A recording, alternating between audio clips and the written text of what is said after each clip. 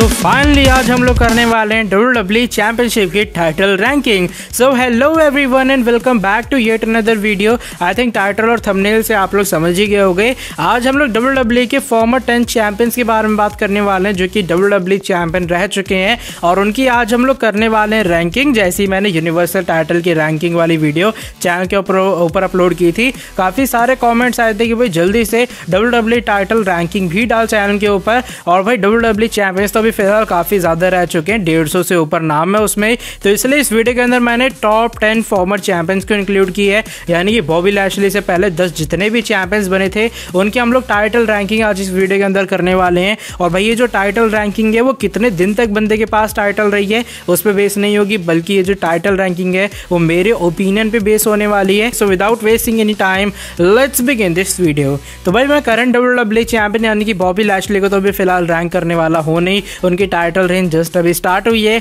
लेकिन जो 10th number पे मैं सुपरस्टार रखना चाहूँगा वो है दी इनलिस्टर मिज। मिज बने थे भाई एक बार फिर से WWE चैंपियन और उन्होंने अपनी टाइटल जीती थी एलिमिनेशन चेंबर के अंदर। जीतने के बाद जरूर से मिज काफ़ी ज़्यादा खुश होंगे क्योंकि वो WWE के अंदर अब 2 टाइम WWE चैंपियन बन चुके हैं। लेकिन भाई जो उनकी टाइटल रेन है वो बहुत ही ज़्यादा बेकार रही क्योंकि सिर्फ उनके पास टाइटल रही है 8 दिनों तक और ऊपर से कोई ढंगा उनके साथ फ्यूड भी नहीं हुआ। बॉबी लैशली आते हैं रॉ में, वो उनकी धज्जियां उड़ाते हैं और उनके पास से चैंपियनशिप ले जाते हैं। मे बी मिज एक एंटरटेनिंग चैंपियन भी बन सकते थे, लेकिन WWE की एक थोड़ी सी खराब बुकिंग के कारण मिज को मैं 10th नंबर पे ही रखना चाहूँगा। 9th नंबर पे अब जो मैं सुपरस्टार रखना चाहूँगा वो होंगे अभी के फील्ड एंड अपने पुराने ब्रे वायट। ब्रे वायट जो अभी फिलहाल वो WWE के अंदर 1 टाइम WWE चैंपियन है। उनके पास जो पहली बार टाइटल आई थी वो आई थी एलिमिनेशन चेंबर 2017 में, जब उन्होंने हराया था एलिमिनेशन चेंबर मैच के अंदर national leader 16 time world champion John Cena, the phenomenal one AJ Styles Baron Corbin, the lunatic fringe Dean Ambrose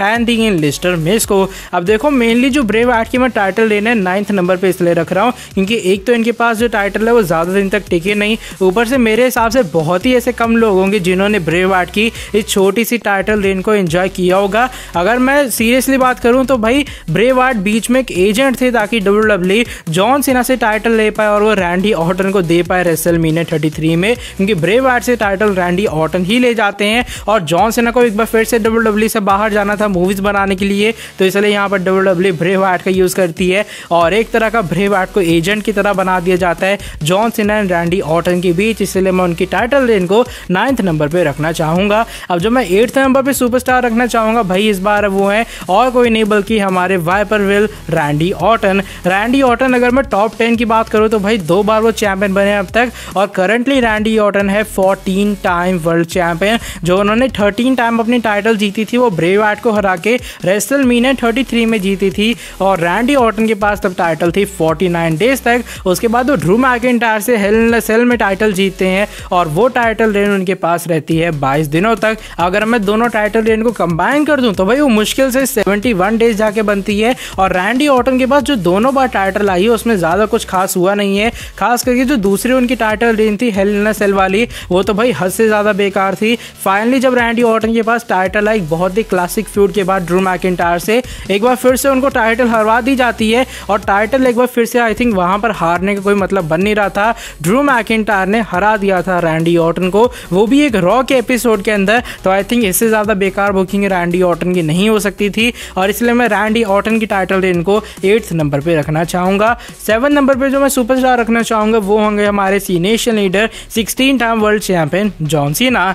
I know कि जॉन सीना को 7th नंबर पर देख के जॉन सीना के काफ़ी सारे फैंस भाई ऑफेंड हो जाएंगे कि जॉन सीना को 7th नंबर पे क्यों रखा है, लेकिन शायद भाई मैं जॉन सीना की जो टाइटल रेन है वो इससे भी ज़्यादा नीचे रखता। अब रीज़न जॉन सीना को 7th नंबर पे रखने का इसलिए है क्योंकि जब वो चैंपियन बने थे रॉयल रंबल 2017 में, एक तो जो उनका एजी स्टार्स के खिलाफ मैच था वो एकदम इंस्टेंट क्लासिक मैच था। मैं 5 स्टार मैच उस मैच को देखना चाहूँगा और ऊपर से जब जॉन सीना वाला टाइटल जीते थे तो उनके कैरियर के लिए एक तरह का मोस्ट टाइटल या फिर कह लो मोस्ट इंपॉर्टेंट टाइटल रेन था क्योंकि जॉन सीना फिर बने थे 16 टाइम वर्ल्ड चैंपियन। अब जॉन सीना की जो ज़्यादा टाइटल रेन है वो लंबी गई नहीं थी, वो सिर्फ 14 डेज तक ही इस चैंपियनशिप को होल्ड कर पाए थे। रीज़न हम जानते हैं, उन्हें हॉलीवुड के अंदर एक बार फिर से वापस जाना था, इसलिए वो जो अपनी टाइटल है वो एलिमिनेशन चेंबर में हार के ब्रे वायट को हमें देते हुए नजर आते हैं। तो इसलिए मैं जॉन सीना की टाइटल रेन को 7th नंबर पर रखना चाहूँगा। अब भाई जो मैं 6th नंबर पर सुपरस्टार रखना चाहूँगा वो है इस बार 1 टाइम वर्ल्ड चैंपियन जिन्होंने हराया था डैनियल ब्रायन को रेसलमेनिया 35 में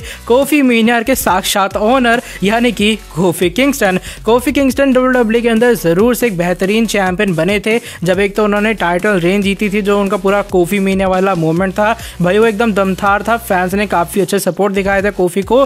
कोफी जीते थे टाइटल को रेसलमेनिया 35 के अंदर। उनकी जो टाइटल रेंज की एंडिंग थी वो जरूर से थोड़ी डिसअपॉइंट थी, क्योंकि ब्रॉक लेसनर स्मैकडाउन में आते हैं और कुछ ही सेकंड्स के अंदर कोफी किंगस्टन को तबाह करके वो चैंपियनशिप हासिल कर लेते हैं। लेकिन अगर मैं बाकी पूरी टाइटल रेंज की बात करूं तो टाइटल रेंज उनकी गई थी 180 यानी कि 180 डेज तक, और मैंने सही में उस टाइटल रेंज को काफी अच्छा एंजॉय किया था। उनके सामने बड़े बड़े सुपरस्टार्स आए, केविन ओवेंस जैसे भी, लेकिन कोफी किंगस्टन उनसे भी अपनी टाइटल रिटेन कर पाए। आई थिंक रैंडी ऑर्टन के खिलाफ भी उनका मैच हुआ था, इसलिए कोफी किंगस्टन की मैं टाइटल रेंज को 6 नंबर पर रखना चाहूंगा। अब जो मैं नंबर 5 पे सुपरस्टार रखने वाला हूं वो है हमारे former WWE champion the modern day Maharaja Jinder Mahal. Jinder Mahal अभी फिलहाल WWE के अंदर 1 टाइम वर्ल्ड चैंपियन। उन्होंने रैंडी ऑर्टन को हराया था एक बहुत ही शॉकिंग नाइट के अंदर बैकलैश 2017 में, और उनकी जो पूरी टाइटल रेन है वो 170 डेज यानी कि 170 दिन के आसपास तक गई थी। और भाई मैं जिंदर महल को नंबर 5 पे इसलिए रख रहा हूँ क्योंकि जिंदर महल एक प्योर हील सुपरस्टार थे,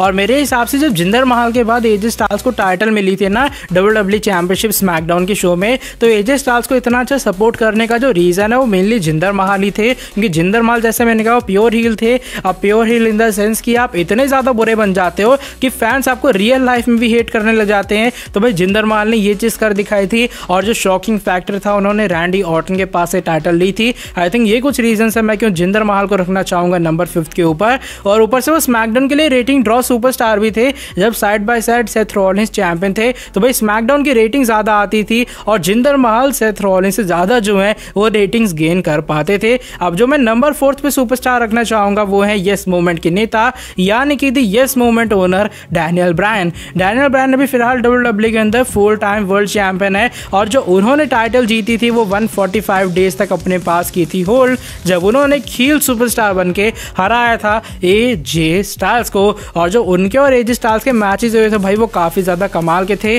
और टोटल जैसे मैंने कहा ये जो उनकी टाइटल रेन है वो 145 दिनों तक की गई थी। और जो बेस्ट थिंग इस पूरी चीज में लगी वो था कोफी किंगस्टन के साथ उनका फ्यूड, और जो B+ प्लेयर वाली पूरी स्टोरी लाइन थी भाई वो एकदम कमाल की थी। पूरा आग लगा दी थी उसने स्मैकडाउन में, और ऊपर से जो पेड़ पौधे बचाने की जो पूरी स्टोरी लाइन थी, डैनियल ब्रायन एक लक्कड़ वाली टाइटल लेके आते हैं, वो भी भाई काफी ज्यादा कमाल की थी। और स्मैकडाउन को जरूर से डैनियल ब्रायन ने अपने टाइटल रेन के अंदर इंटरेस्टिंग बना दिया था, और इसलिए मैं डैनियल ब्रायन की टाइटल रेन को रखना चाहूंगा नंबर 4 के ऊपर। अब जो मैं नंबर 3 पे सुपरस्टार रखना चाहूंगा भाई वो है farmer WWE champion the phenomenal one AJ Styles. AJ Styles अभी फिलहाल रॉ के एपिसोड में जरूर से हैं, लेकिन शायद बहुत कम ऐसे लोग होंगे जिन्होंने एजे स्टाइल्स का वो स्मैकडाउन वाला डायलॉग नहीं सुना होगा, the house that AJ Styles built. और एजे स्टाइल्स अभी फिलहाल WWE में 2 टाइम वर्ल्ड चैंपियन है। उनकी जो पूरी टाइटल रेन गई थी भाई वो 371 दिन यानी कि 371 डेज की गई थी। उन्होंने चैंपियनशिप जीती थी the modern day Maharaja Jinder महल से। एक स्मैकडाउन के एपिसोड के अंदर टाइटल जस्ट जीतने के बाद उन्होंने सर्वाइवर सीरीज में ब्रॉक लेसनर के खिलाफ भी एक बहुत ही ज्यादा कमाल का मैच दिया था, और ऊपर से एजे स्टाइल्स स्मैकडाउन के अंदर एक फाइटिंग चैंपियन थे। उनके जितने भी फ्यूड थे स्पेशली सामोआ जो के खिलाफ वो बहुत ही ज्यादा कमाल के मुझे लगे, और जितने भी उन्होंने मैचेस दिए स्मैकडाउन में उनमें से काफी सारे मैचेस को मैं पर्सनल 5 स्टार रेटिंग देना पसंद करूंगा। और मेरे हिसाब से एजे स्टाइल्स की जो पूरी टाइटल रेन थी इसने एक्चुअल में साबित करवाया था कि एजे स्टाइल्स कितने अच्छे हैं, कितने तगड़े सुपरस्टार्स हैं WWE में। और भाई उनका डायलॉग जैसे मैंने कहा वो तो काफी ज्यादा फेमस है ही, और ऊपर से एजे स्टाइल्स की टाइटल रेन के कारण आई थिंक वो सबसे ज्यादा पॉपुलर रहे हैं अभी फिलहाल WWE में। और स्मैकडाउन के अंदर उनका जितना भी नाम बना था जरूर से उसका रॉ में भी इस्तेमाल कर रहे हैं कुछ रेटिंग्स गेन करने के लिए। और आई थिंक आप में से भी जितने एजे स्टाइल्स के फैन होंगे वो इस टाइटल रेन के बाद ही बने होंगे। अगले सुपरस्टार के बारे में बात कर लेते हैं, और मैं नंबर 2 पे रखना चाहूंगा हमारे former WWE champion the Scottish warrior Drew McIntyre को। ड्रू मैकिंटायर अभी फिलहाल WWE के अंदर 2 टाइम वर्ल्ड चैंपियन है। अगर मैं उनकी दोनों टाइटल रेन को कंबाइन करूं वो 300 दिन की जाके बनती है। पहली जो टाइटल रेन थी वो रेसलमेनिया से शुरू होती है ब्रॉक लेसनर जैसे बड़े सुपरस्टार को हराने के बाद। दूसरी जो उनकी टाइटल रेन है वो आई थिंक एक रॉ के एपिसोड से स्टार्ट हुई थी, और वो टाइटल रेन जाके खत्म होती है एलिमिनेशन चेंबर 2021 में। और भाई मैं ड्रू मैकिंटायर को नंबर 2 के ऊपर क्यों रख रहा हूँ आई थिंक वो बताने की जरूरत पड़ेगी नहीं, क्योंकि ड्रू मैकिंटायर एक तो एजे स्टाइल्स की तरह एक फाइटिंग चैंपियन थे। उन्होंने उन्होंने बहुत कमाल के हमें रॉ के अंदर मैचेस दिए। आई थिंक वो एक रीजन बन गए थे बीच में क्यों हम मंडे नाइट रॉ का एपिसोड पूरा देख रहे थे। रैंडी ऑर्टन के खिलाफ उनका फ्यूड, एजे स्टाइल्स के खिलाफ उनका फ्यूड, ये सारे फ्यूड बहुत ही ज्यादा कमाल के थे। इनफैक्ट उन्होंने Bobby Lashley and Dolph Ziggler को भी हराया हुआ रॉ के एपिसोड के अंदर। और ऊपर से जो पूरा पैंडेमिक रहा था तो मंडे नाइट रॉ के एक तरह के मैं सेवियर कह सकता हूँ वो ड्रू मैकिंटायर रहे हैं और इसलिए मैं ड्रू मैकिंटायर को रखना चाहूंगा नंबर 2 के ऊपर। अब जो बंदा रह गया आई थिंक काफी सारे लोग ऑलरेडी गेस कर चुके होंगे। नंबर 1 पे मैं रखने वाला हूँ हमारे former WWE champion, farmer universal champion, UFC heavyweight champion, मैं पॉल हेमन क्यों बन रहा हूँ, the beast incarnate Brock Lesnar. अब ब्रॉक लेसनर का जरूर से हम लोग बेसब्री से कर रहे हैं इंतजार, लेकिन भाई जो ब्रॉक लेसनर की टाइटल रेन की शुरुआत थी वो जरूर से कोफी किंगस्टन के लिए थोड़ी बहुत डिसअपॉइंट रहेगी, लेकिन आई थिंक ड्रू मैकिंटायर को नंबर 2 पे रखने का रीजन है Brock Lesnar. Brock Lesnar WWE के अंदर खुद में भाई एक ब्रांड है, एक बहुत ही बड़ा नाम है। और ड्रू मैकिंटायर जैसे जब सुपरस्टार जो कि एक मिड कार्ड से भी नीचे रेसलर था वो ब्रॉक लेसनर जैसे टॉप कंटेंडर को हराता है, तो आई थिंक ये रीजन बन जाता है क्यों मैं ड्रू मैकिंटायर को नंबर 2 पे रख रहा हूँ। और क्यों ड्रू मैकिंटायर बन चुके हैं WWE के अब मोस्ट इंपॉर्टेंट रॉ के सुपरस्टार कह लो या फिर कह लो एक तरह के बहुत ही ज्यादा मेन सुपरस्टार, जैसे रोमन रेंज है, सेथ रॉलिंस है, वैसे अब ड्रू मैकिंटायर का नाम भी इस लिस्ट के अंदर ऐड हो गया है। और उसका रीजन है सिर्फ और सिर्फ the beast incarnate Brock Lesnar. और ब्रॉक लेसनर की इसलिए मैं टाइटल रेन को नंबर 1 पे रखना चाहूंगा। और भाई अगर वो रिटर्न करते हैं और मेरे हिसाब से एक बार फिर से उनके पास टाइटल आती है तो फैंस जरूर से उनको चैंपियन देखना चाहेंगे। तो भाई ये थी मेरी कुछ टॉप 10 टाइटल WWE चैंपियनशिप के रैंकिंग। होप करता हूँ आपको आज की वाली वीडियो पसंद आई होगी। अगर पसंद आए तो भाई आप लोग नीचे वीडियो को लाइक करके चैनल कर दो सब्सक्राइब एंड नोटिफिकेशन बेल को भी कर दो ऑन। अगर यूनिवर्सल टाइटल की रैंकिंग वाली वीडियो मिस कर दी है लिंक डिस्क्रिप्शन में आप लोग जाकर कर सकते हो चेकआउट। एंड भाई ये वाली वीडियो बस यही तक थी। अगर आपको वीडियो पसंद आई नीचे वीडियो को लाइक करके कर दो चैनल को सब्सक्राइब एंड नोटिफिकेशन बेल को भी ऑन, ताकि आगे भी आपको आगे हमारे चैनल के ऊपर कुछ ऐसी इंटरेस्टिंग कमाल के नॉबी फ्रेश अपडेट जानने को मिलती रहे। नेक्स्ट वीडियो के अंदर आके मैं आपसे काफी जल्दी मिलता हूँ। Till then bye bye, take care.